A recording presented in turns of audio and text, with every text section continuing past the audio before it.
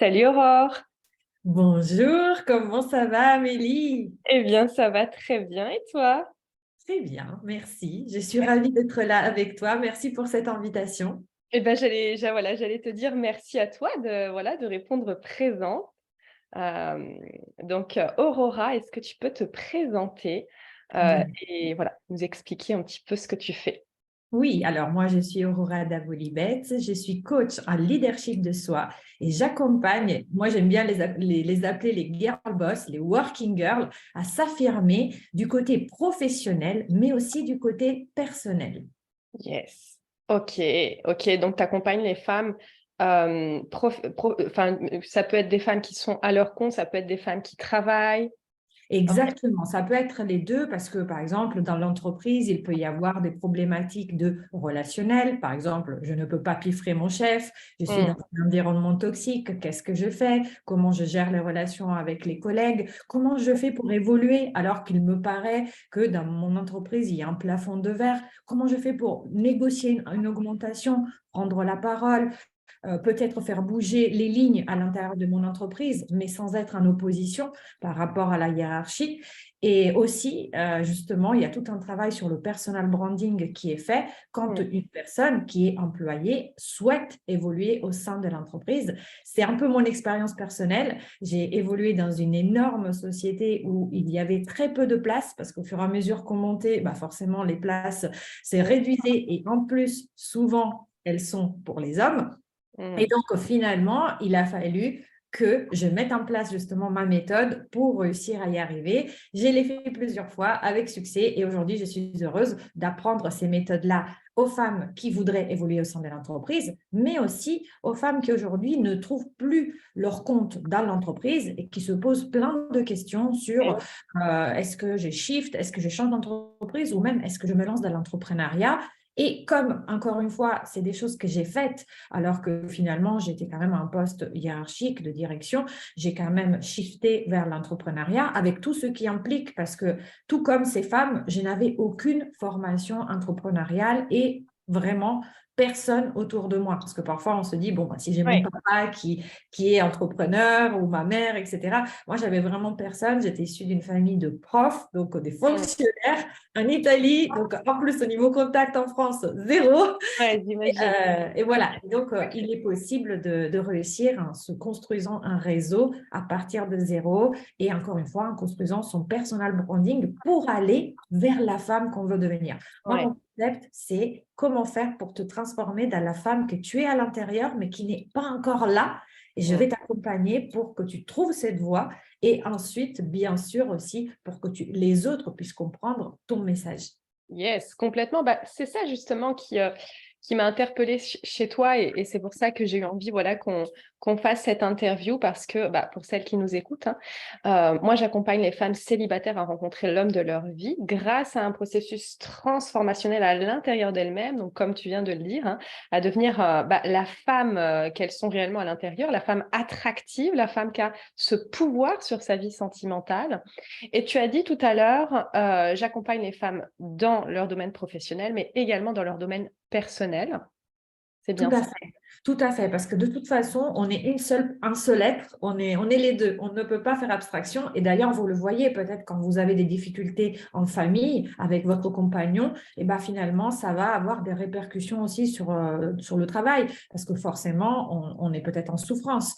Et Mm. vice-versa, quand on a des problématiques sur le lieu de travail, avec par exemple un chef ou une chef avec qui on s'entend pas trop, finalement, souvent, c'est difficile de faire la part de choses et de clore à 18h ou 20h quand on arrête de travailler le dossier travail et finalement, on amène quand même à la maison et peut-être ça crée des Ouais. tensions avec notre compagnon, avec nos enfants. Donc, finalement, tout est en tout et j'accompagne les femmes dans les deux, en leur donnant des outils, tout Mm. simplement. Mm. En fait, Ouais, c'est bien sûr. Ouais. Alors, toi, du coup, Aurora, qu'est-ce qui t'a amené? Quel est le parcours qui fait que, bah voilà, est-ce que toi aussi, tu es passé par cette transformation dont tu nous parles? Est-ce que tu peux m'en dire un peu plus sur ton parcours? Oui, totalement. En fait, moi, j'étais vraiment le parcours le plus classique du monde, c'est-à-dire que finalement, je suis partie d'Italie, peut-être pas trop classique, mais bref, je suis partie d'Italie à 19 ans, je suis arrivée en France, j'ai fait ici mes études supérieures et par la suite, comme je vous l'ai dit, j'ai sorti d'une famille de fonctionnaires, donc le CDI, le travail fixe, c'était le sacré Graal. Finalement, j'ai commencé tout de suite à travailler et déjà à l'époque, j'ai dû me battre contre ma famille pour laquelle le fait de travailler dans le privé en France présentait déjà un énorme risque. Donc déjà, voilà, donc j'ai commencé tout de suite dans l'entreprise. J'ai évolué au sein du service marketing. J'étais aussi acheteuse dans le textile. J'ai voyagé partout dans le monde. D'ailleurs, c'est la raison pour laquelle aussi c'est allié avec ma passion pour les langues. Je parle 4 langues couramment. Et finalement, voilà, de fil en aiguille, ben, j'ai évolué au sein de plusieurs structures jusqu'à arriver à une structure qui était vraiment très grande où j'étais responsable du trade marketing au niveau international.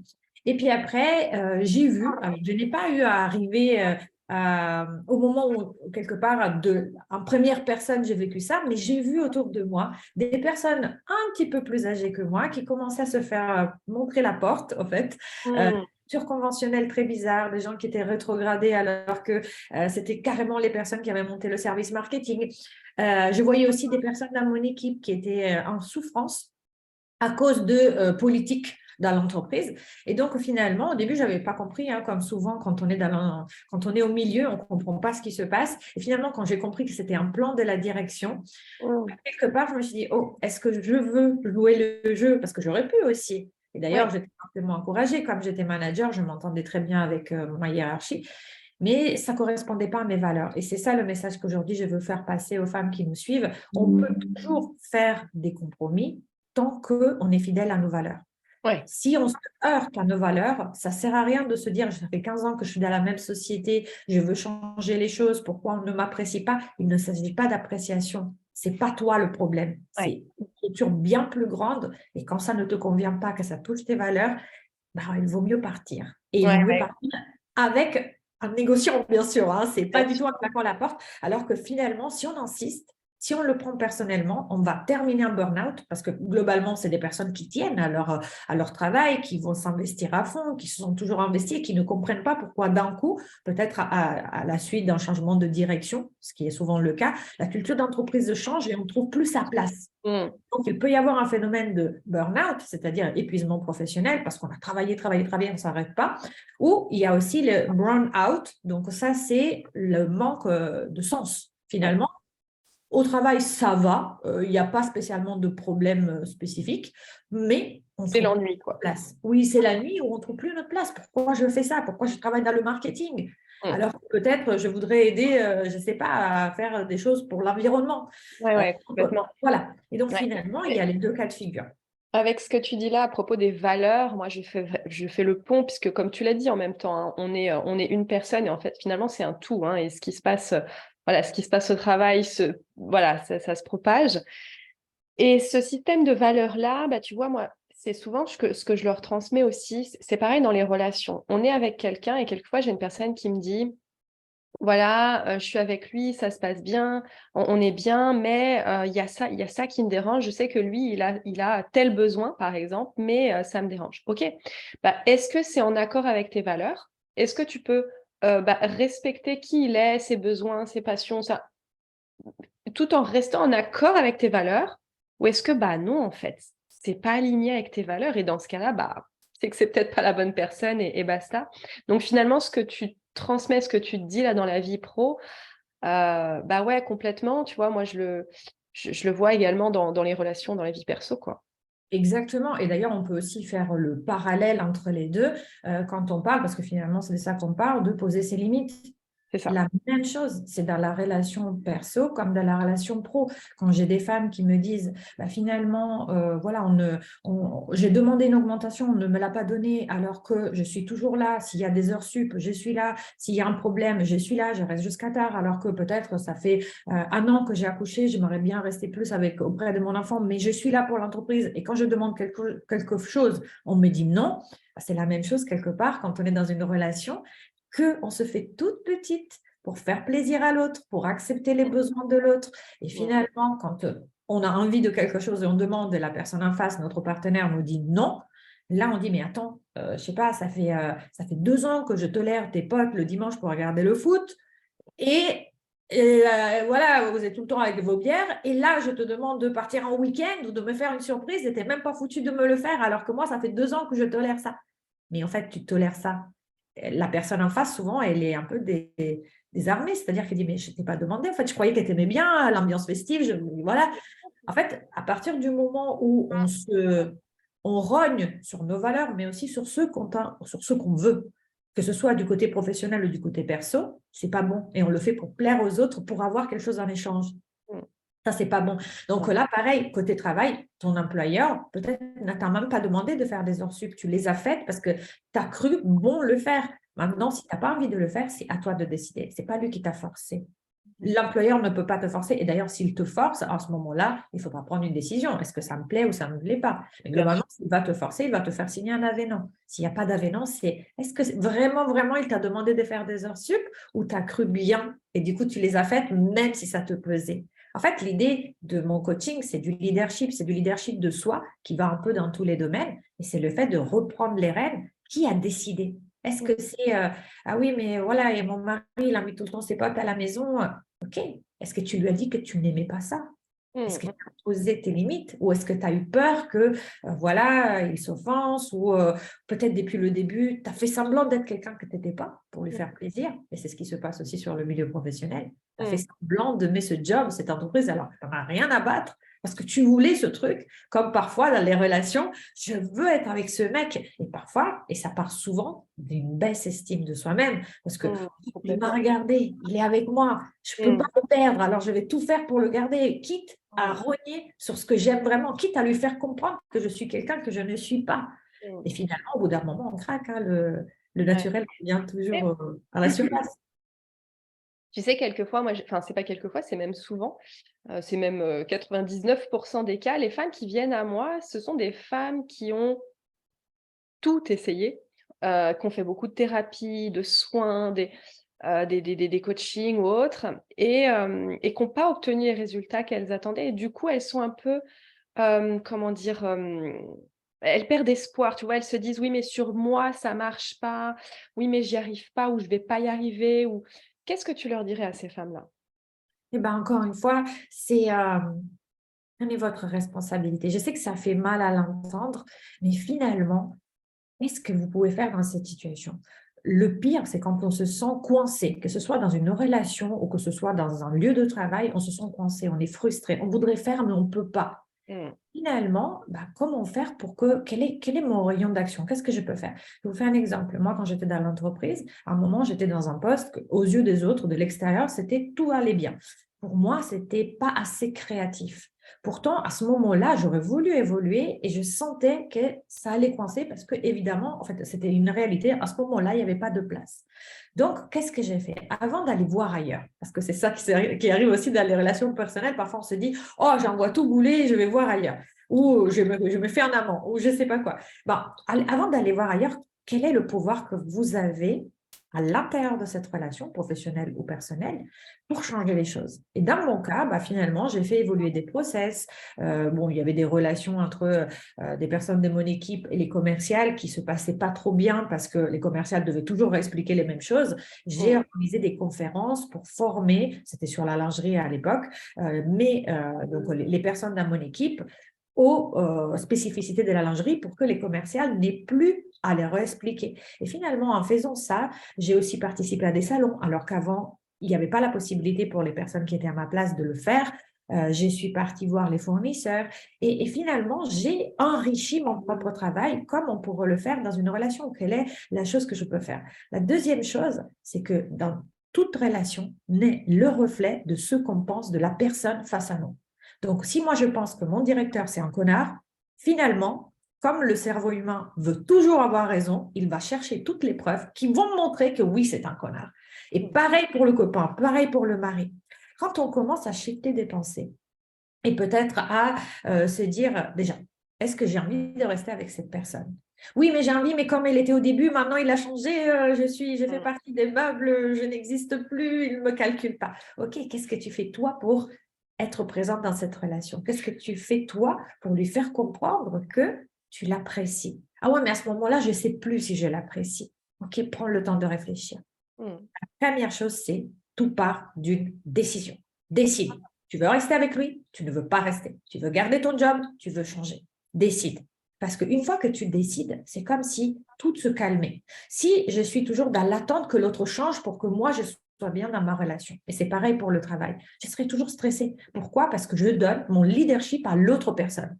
L'autre personne se comporte bien, elle me fait des cadeaux, ou je ne sais pas, elle m'écoute, etc. Du coup, je vais dire, ah ouais, là, il m'aime. Et le jour où il ne le fait pas, voilà, il ne m'aime pas. Mais finalement, ce qui me fait mal, ce n'est pas le comportement de l'autre, c'est la pensée que je mets sur des comportements qu'il a ou qu'il n'a pas. Et pareil sur le lieu de travail. Donc, qu'est-ce que je décide de penser de cette personne? Si je décide, OK, j'ai envie de l'aimer, bah, de un, l'acceptation. L'acceptation, je dis, c'est la prière la plus grosse de l'univers. C'est-à-dire qu'une fois que tu acceptes qu'il a ce mauvais caractère, au lieu de lutter contre le fait que, bah, je ne sais pas, il laisse traîner ses chaussettes sales. Voilà. Bah, OK, tu peux lui dire, et puis après, tu peux poser des conditions. Si tu laisses traîner tes chaussettes sales encore une fois, moi, je vais te les mettre en boule sale dans ton tiroir, par exemple. Et quand ça arrive, tu ne le fais pas genre en mode vengeance, tu le fais en rigolant. Et là, tu vas dire, qu'est-ce que tu as foutu? Bah, je t'avais prévenu. Et puis après, si vraiment c'est quelque chose, encore une fois, qui heurte tes valeurs parce que tu es hyper réglo et que tu veux tout que ce soit rangé et tout ça, est-ce que tu veux rester avec un mec qui apparemment c'est un gros cochon? Je ne sais pas. C'est à toi de voir. Et pareil sur le lieu du travail. C'est-à-dire que il y a le fait de poser des conditions, mais ça, ce n'est pas pour changer l'autre. Souvent, on se trompe. Souvent, on dit, ah, j'ai posé des limites, mais il ne m'a pas écouté. Mais tu ne poses pas la limite pour qu'il change. Tu poses la limite parce que c'est un peu comme si tu mettais, vous savez, quand il y a des avant-premières dans les cinémas, il y a les stars qui arrivent et on met la corde de velours autour. Ben, ça, c'est la corde de velours, en fait. C'est tu ne rentres pas sur mon territoire. Maintenant, s'il le fait, à toi de voir si tu veux rester avec cette personne. Mais ce n'est pas une raison pour lui en vouloir. La personne, elle est comme ça. Elle ne fait pas exprès. Voilà, ce qui nous rend malade, c'est à chaque fois de penser que notre employeur fasse exprès de faire des choses ou que notre mari fasse exprès de faire des choses. Souvent, il est juste comme ça. Est-ce que nous, on a envie de ça? Et si on a envie de rester, qu'est-ce que je décide de penser à la place de « il ne m'aime pas ». Peut-être il est fatigué. Si tu penses « mon mari, il ne m'aime pas, il rentre, il est énervé et du coup, il me traite mal, il ne m'aime pas ». Bah forcément, qu'est-ce que tu auras fait le soir? Tu te seras mis sur le canapé, tu bouderas. À la limite, il te posera une question, ouais, ça va, comme ça. Et du coup, bah forcément, la relation ne peut pas aller dans le bon sens. On ne change pas les circonstances. Ils rendent du travail grognon. Et au lieu de penser, il ne m'aime pas, voilà, il m'en veut, etc., tu penses, il a eu une mauvaise journée au travail, le pauvre. Et bien là, qu'est-ce que tu vas faire? Peut-être tu vas dire, est-ce que tu veux un thé chaud? Est-ce que tu veux une tisane? Et là, du coup, il va dire, oh, elle s'occupe de moi. La relation va changer. C'est intéressant ce que tu dis parce que, bon, en réalité, c'est notre mode de pensée. Nos pensées créent nos comportements, nos attitudes, nos actions et donc nos résultats. Et tu sais, ça c'est pareil. Je vois beaucoup de femmes qui espèrent ou qui pensent laisser le destin faire sans rien changer de ce qu'elles ont toujours fait. Tu vois? Qu'est-ce que tu en penses? Qu'est-ce que tu leur dirais à Ah oui. Alors en fait, c'est tout simple. On ne peut pas obtenir un résultat différent en faisant les mêmes actions qu'on a toujours faites. Si elles marchaient, vous aurez déjà les résultats. Si en attendant le destin, vous aurez pu rencontrer l'homme de votre vie, il serait déjà là. Donc, au bout d'un moment, si rien faire ou faire, parce que parfois les filles, elles font, hein, au contraire, parfois elles font, mais elles font des actions à répétition toujours les mêmes. Bah, peut-être il faut changer, justement. Encore une fois, quel est le leadership que vous avez? C'est-à-dire, qu'est-ce que vous pouvez faire dans cette situation? Et les gens qui me disent, ouais, mais je ne connais personne, je ne peux pas faire grand-chose, je sors toujours avec le même cercle d'amis.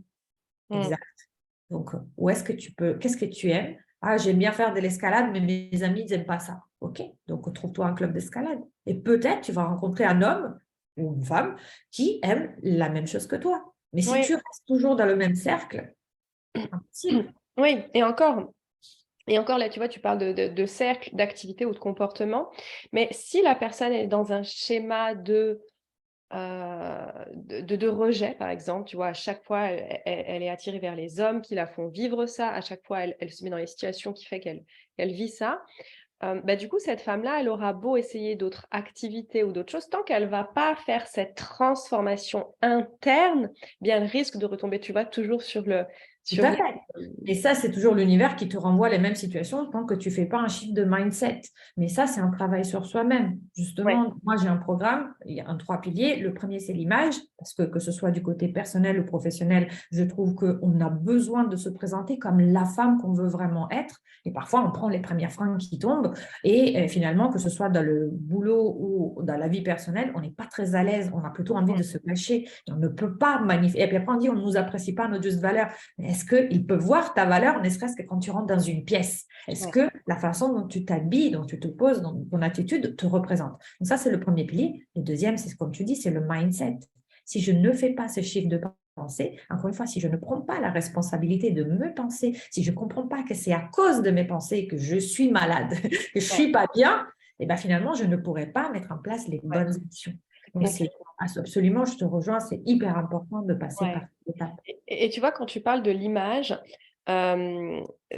l'image que les autres ont de nous, donc il y a déjà, bah, ce qu'on met, ce qu'on porte, qui effectivement va renvoyer l'image que l'on est vraiment, donc d'où l'importance d'avoir un style qui nous correspond vraiment. Mais il y a aussi un truc qui correspond au mindset, c'est parce que tu sais, il y a beaucoup de femmes qui ont tendance à s'écraser par peur de ne pas être aimées, pour être acceptées, pour être aimées, qui vont un peu s'effacer et ne pas, comment dire? Assumer pleinement leurs valeurs, leur personnalité, qui elles sont.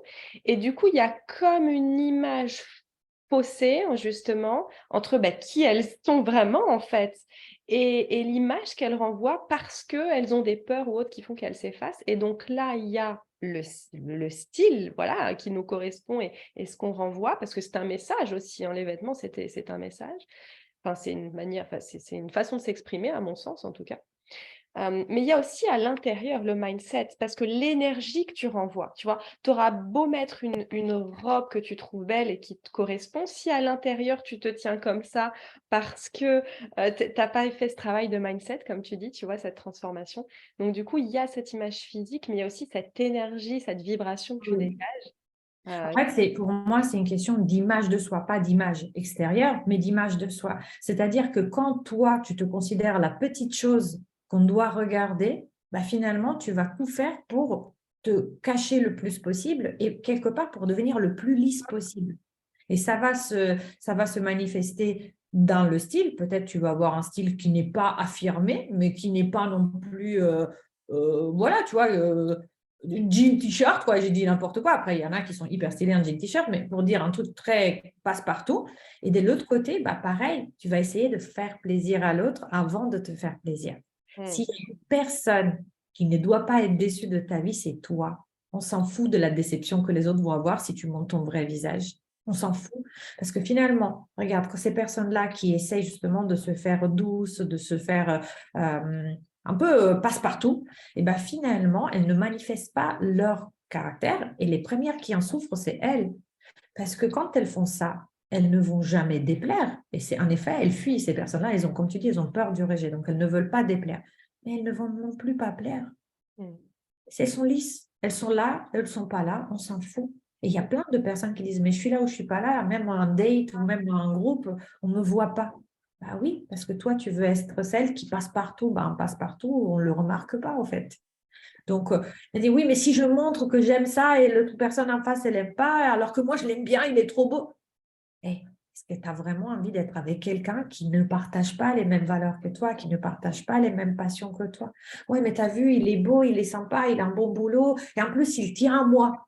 Eh, que ce soit dans le travail ou dans les relations personnelles, c'est toi le casteur. C'est Mmh. toi qui fais passer le casting des acteurs. Toi, tu es le metteur en scène de ta life.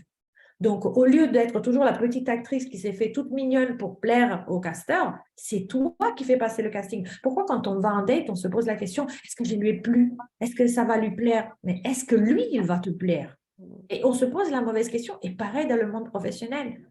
À chaque fois, on parle tout le temps des demandeurs d'emploi. Alors, ouais, comment je vais faire pour plaire? Mais en réalité, pour avoir côtoyé énormément de RH, les entreprises se posent les mêmes questions. Elles ont beaucoup de mal à trouver la perle rare qui correspond au poste. Donc, si vous mettiez un petit peu plus haut, au lieu de vous ratatiner tout comme ça, et ben finalement, votre valeur pourrait sortir. Est-ce que vous aurez des risques d'être rejeté parce que vos valeurs ne correspondent pas à celles de l'entreprise? Clairement. Mais il vaut mieux que ça sache à l'entretien d'embauche qu'une fois que vous êtes embauché, parce que là, vous serez mal. Et pareil dans la relation. Si finalement vous vous rendez compte que la personne en face n'a pas les mêmes valeurs que vous êtes coincé, vous ne vous sentez pas bien. Donc concrètement, autant que ça sorte tout de suite. Et là, pour revenir à ce que tu dis de la transformation, c'est vrai, et ça part tout le temps d'une mauvaise estime de soi-même. Souvent, c'est je ne me considère pas, estime, c'est quoi? C'est la valeur. Je ne considère pas que j'ai assez de valeur pour plaire à ce type d'homme. Je considère que je n'ai pas assez de valeur pour pouvoir postuler pour ce genre de poste ou pour demander une augmentation ou une évolution au sein de mon entreprise. J'estime que ma valeur. Et donc, qu'est-ce qu'on fait? Eh ben, on passe de l'autre côté. C'est-à-dire que comme nous, on n'arrive pas à remplir notre verre, qui est pratiquement vide, on demande à l'autre de reconnaître notre valeur. Et tant que l'autre reconnaît notre valeur sur le lieu professionnel, en nous donnant des augmentations, en nous félicitant, etc., sur le lieu personnel, enfin dans le milieu personnel, en étant présent, en nous disant, en nous faisant des compliments, en étant, après ça dépend de quel est le langage de l'amour qu'on parle, mais concrètement, qui va dans notre sens, là, ah oui, ça va, tout va bien. Ce truc-là manque, et ben nous, il redevient tout vide. Et donc, finalement, on est aigri en plus sur le fait que les autres ne reconnaissent pas la valeur. Et les premières personnes qui doivent reconnaître sa propre valeur, c'est nous. Donc, déjà, c'est nous qui devons dire, OK, qui suis-je? Avec mes côtés positifs et avec mes côtés négatifs. Parce que parfois, on a honte de nos zones sombres. Dès qu'on assume nos zones d'ombre, et ben finalement, c'est là où on va briller, on va être justement magnétique parce qu'on n'a plus rien à cacher. Complètement. On n'a plus rien à cacher. Complètement. Alors justement, tu vois, tout ce travail de... Parce qu'il y a des... comment dire? Il y a des femmes qui vont avoir énormément de travail à faire pour atteindre cette estime personnelle-là. Et puis, bah, c'est ce que propose ton accompagnement, c'est ce que propose mon accompagnement également. Et puis, il y a des femmes qui n'osent pas investir sur elles-mêmes. Il y a des femmes qui sont prêtes à mettre 30 € ou 50 € dans une séance, mais qui ne sont pas prêtes à mettre 1 500, 3 000 ou 5 000 ou que sais-je encore sur leur développement à elles. Qu'est-ce que tu en penses? Qu'est-ce que tu... Voilà. Quel est ton point de vue? Alors déjà, pour moi, je vois le montant qu'on dépense en coaching, pour y être passé, parce que je parle en connaissance de cause, je parle de ça comme un investissement sur soi-même. Donc finalement, si on ne le fait pas, quelque part, encore une fois, c'est qu'on attend que le coach ou quelqu'un à l'extérieur croit tellement en nous de nous remplir le truc. Bah, c'est à toi de croire en toi et d'investir la somme. Et je leur dirais, si demain, je te disais que tu pouvais changer totalement le regard que tu as sur tes relations, que tu pouvais en faire beaucoup moins de bile quelque part, être beaucoup moins amer envers tout ce qui se passe autour de toi, que tu pourrais, peu importe la situation que la vie te propose, être capable de naviguer en gardant tes valeurs, la tête haute et en étant finalement plus heureuse. Est-ce que tu les payerais, cet argent-là? Est-ce que ça aurait un sens? Si tu étais certaine, si c'était une lampe d'Aladin, du génie d'Aladin, tu étais certaine qu'en payant tes 3 000 €, tu allais avoir une transformation, est-ce que tu le ferais? Et là, souvent, les gens disent, ouais, mais je crois dans Amélie, je crois en toi, Aurora, je crois dans votre programme, mais je ne crois pas en moi. Donc là, qu'est-ce qui se passe? Il faut que tu t'estimes assez digne de valeur et la seule personne qui puisse te donner ce leadership-là, en fait, c'est toi. Tu ne peux pas attendre que quelqu'un d'autre arrive de l'extérieur et que te donne, oui, tu vas être assez forte pour le faire. C'est toi qui dois croire en toi. En revanche, sache que c'est possible. C'est quelque chose qui, moi, je vois tous les jours avec mes clientes. Amélie, j'imagine que toi, tu vois aussi une transformation avec les tiennes. C'est quelque chose qui est faisable et ça passe par un shift de mindset. Et quelque part, je dirais, le fait d'investir cette somme, ça représente le premier pas vers ta nouvelle vie. C'est juste comme ça. Mm. Ça fait mal? Oui, ça va faire mal parce que tu n'es pas habitué. Souvent, on n'est pas habitué à investir certaines sommes. Moi, quand j'ai sorti pour mon école, j'ai sorti 18 000 $. Je peux vous dire que école de coaching, je n'étais pas habituée à payer ces montants-là. En France, on ne les paye pas, ces montants-là, pour aller à la fac. Mm. Je peux vous dire que ça a changé toute ma vie. Ça a Ouais. sauvé mon couple, ça m'a donné cette mentalité d'entrepreneuse que je n'avais absolument pas. Et tout ça, ça passe par un shift de mindset. Au bout d'un moment, il faut se dire encore une fois ce qu'on a dit tout à l'heure. Tout ce que j'ai fait jusqu'à maintenant, ça n'a pas marché. Donc, qu'est-ce que je peux faire d'autre? Quel est mon pouvoir? Si mon pouvoir, c'est de casser la tirelire pour changer, ben, je vais le faire. Et en plus, dites-vous un truc. Si on vous donnait le coaching gratuit, pour vous, ce même coaching n'aurait pas la même valeur. Vous le prendrez à la légère parce que quelque part, c'est quelque chose qui a été offert. Ouais. Quand vous devez payer, vous allez être engagé. Parce que moi, quand je paye pour quelque chose, j'ai envie d'avoir le résultat. Donc, s'il y a des coachings de groupe ou des coachings individuels, je vais me pointer. Je ne vais pas dire, ah, bah, c'est gratuit, je le regarderai en replay peut-être demain. Non. Donc, finalement, et qu'est-ce qui va se passer? C'est que si vous êtes présente, vous êtes engagé, vous allez réussir parce que vous voulez le faire. Mm. Vous êtes engagé. Donc, pour moi, c'est ça. C'est si demain vous aviez cette lampe d'Aladin, on vous disait vous pourriez avoir ça, est-ce que vous le feriez? Si oui, foncez. Parce qu'encore une fois, on ne teste pas des nouveaux programmes sur vous. On a déjà des personnes qui sont passées par là, on a une expérience. Et ce qui se passe, c'est qu'on a des véritables transformations et voilà, des vrais changements qui se sont… C'est ça, et puis lorsque tu switches ce mindset en toi comme ça, c'est à vie. En fait, c'est pas quelque chose qui va te durer, enfin, moi, c'est l'expérience que j'en ai personnellement, c'est l'expérience que je vois à travers mes clientes également. C'est pas quelque chose qui va finalement nous durer 1 an, 2 ans, 3 ans, 5 ans. Non! C'est un truc, c'est acquis. Une fois que c'est là et même 10 ans, 20 ans ou plus tard encore, eh bien, ça a un impact dans notre vie parce qu'on n'est plus la même personne. Donc Et ça, c'est ultra important parce que finalement, souvent, les personnes, elles disent, je ne sais pas si toi aussi, dans la séduction, etc., on te pose ça, mais moi, on me dit, mais dis-moi comment faire. Ça, ce n'est pas un rôle d'un coach de te dire comment faire. Ça, c'est un consultant. Mais moi, je peux te dire comment faire aujourd'hui. Et demain, la situation change et tu ne sauras pas quoi faire. Tu auras besoin de repayer un consultant. ouais, ouais, Alors qu'un coaching, moi, je vais t'apprendre ouais. prendre les décisions aujourd'hui. Et le truc, pour moi, la liberté, ce n'est pas de… vous savez, on dit tout le temps, j'aimerais bien, je le ferais si c'était certain. Mais non, parce que finalement, moi, la vraie liberté, c'est pouvoir naviguer, être sûr que tu vas réussir dans l'incertitude. Et ça, c'est un mindset. C'est-à-dire que tu peux être dans un milieu qui va continuellement évoluer, que ce soit la société, que ce soit, on a eu la pandémie, etc. Et tu vas être capable de manager ton cerveau pour affronter ces situations, alors qu'avant, peut-être, tu aurais été emballé enfin, tu aurais été, voilà, à la merci de ça et tu te serais stressé et angoissé. Aujourd'hui, tu sais gérer. Et ça, comme tu l'as dit, c'est à vie. C'est une autre façon de voir les choses et ça dure toute ta vie. C'est ça, et merci de préciser ça parce que j'essaye de le répéter, le re-répéter, donc merci de le dire là. C'est de dire, voilà, l'idée, c'est pas de lui transmettre ce qu'elle doit faire, mais l'idée, c'est de lui apprendre la capacité à savoir d'elle-même, en fait, à le savoir d'elle-même. Souvent, on me dit, mais à ton avis, Amélie, est-ce que je lui réponds? Est-ce que je lui réponds pas? Qu'est-ce que je lui dis? Mais moi, en aucun cas, et je te suis, je te rejoins là-dessus, je vais te dire quoi faire. Non! À l'inverse, elle va développer en elle la capacité à être naturellement spontanée, la capacité à avoir les bonnes actions, les bons comportements qui va la mener à ce qu'elle veut vivre.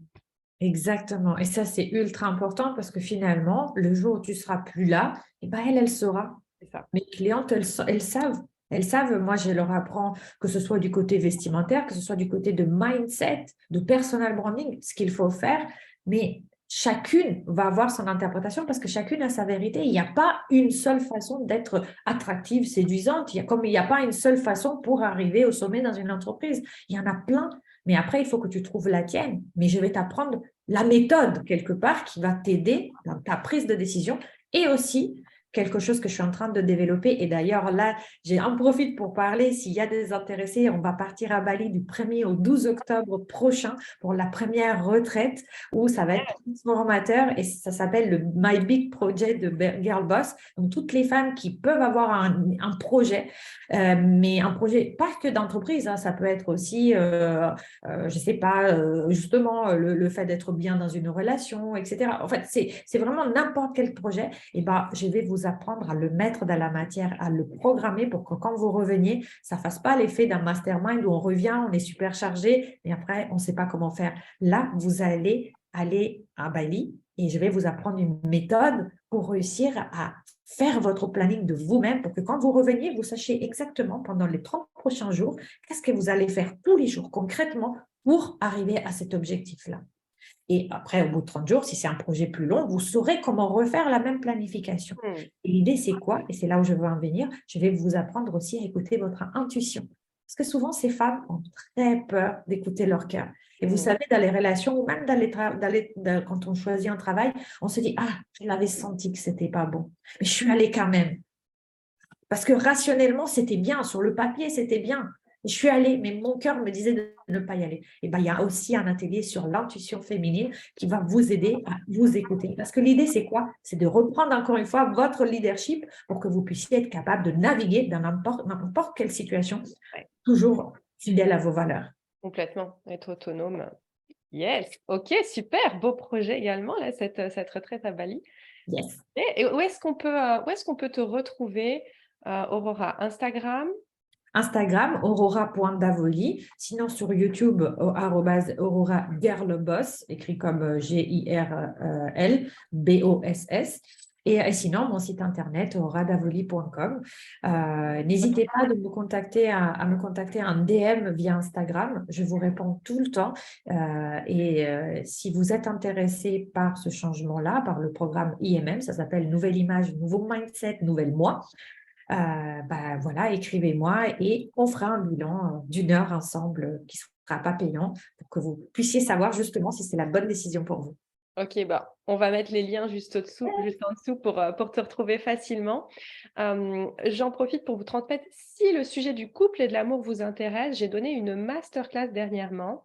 Elle est offerte, elle est gratuite. Une masterclass d'à peu près 1 heure où je vous transmets les 5 clés de la réussite en amour, 5 clés que vous pouvez appliquer dès maintenant dans votre vie sentimentale. Donc, si ça vous intéresse, je vous invite à mettre en commentaire «Oui, Amélie» et avec grand plaisir, je vous enverrai le replay. Également, je vous invite à commenter.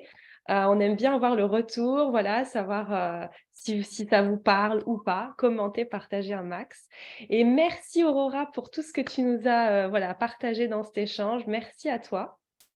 Merci à toi de m'avoir invitée et au plaisir les filles de vous revoir. Avec grand plaisir. Et puis écoute, à bientôt peut-être. À bientôt, merci, bye. Bonne journée à toi. Salut.